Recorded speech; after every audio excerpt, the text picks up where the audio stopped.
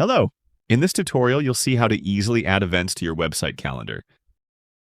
To get started from the Website Manager dashboard, click the Edit button in the calendar card.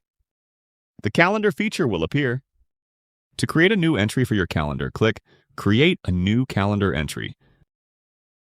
Enter the date of the event or click the Calendar button to select the date.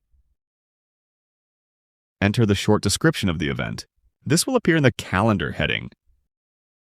Enter the details of the event. This will appear when the visitor to your site clicks the event in the calendar. Finally, click the Add Event/Entry button to save your new event. Your event will be shown in your calendar's list of events for the range of dates shown. You can change the range of dates to include events from past years. I'll set the starting date to January 1st, 2020, and then I'll click the Refresh Events button. The list will be updated to show events going back to this date. To delete an event, click on the red Trash Can button. The event will be shown so that you can verify that this is the one you want to delete. To delete the event, click Delete Event/Entry.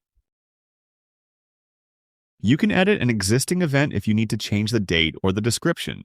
Click on the blue Edit button next to the event. Make the changes that you need to make. I'll change the time of this event. Then click the Update Event button to save your changes.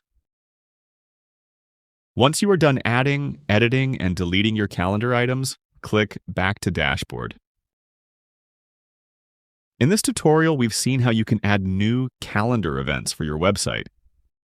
We've seen how you can delete older events, and we've seen how you can edit existing events to change dates or descriptions. Thanks for watching.